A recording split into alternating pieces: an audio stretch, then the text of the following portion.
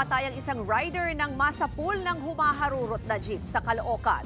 Ang nakabanggang tsoper, tumakas. Narito ang Express Report ni Hannibal Talete. Humaharurot ang jeep na ito sa kahabaan ng FS Saman Road sa North Caloocan Sabado na madaling araw. Rinig sa video ang pagbangga ng jeep sa isang motorsiklo. Tumilapon ang mag-asawang magkaangkas nito. Maghahatid lang dapat ng rider ang kanyang misis sa trabaho.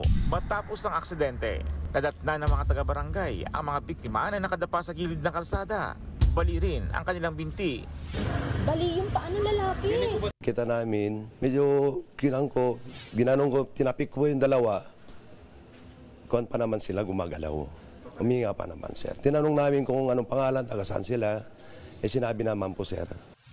Kalaunan, nasawi ang 32 anyos na lalaking rider. Nagpapagaling pa sa ospital ang 29 anyos na misis niya. Kailangan pa niyang sumailalim sa dalawang operasyon. Habang ang tsuper ng jeep na nakabangga sa kanila tumakas. Labis-labis naman ang pagluluksa ng pamilya ng nasawing rider. Napakasakit po sa akin. Parang hindi ko matanggap na ganun ang nangyari sa anak ko. Walang sa kanila, maghahanap buhay.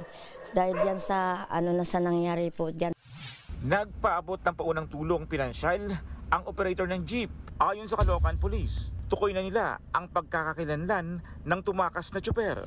Mahaharap siya sa reklamong reckless imprudence resulting in homicide, serious physical injury at damage to property. Panawagan ng mga kaanak ng biktima sa suspect. Sana sumurrender na siya para mabigyan naman ng hustisya. Nagbabalita mula sa frontline. Hannibal Talete, News 5. Mga kapatid, Ruth Cabalco, para sa mabilis na pasada ng mga balitang dapat niyong malaman, mag-follow at mag-subscribe sa social media pages ng News 5.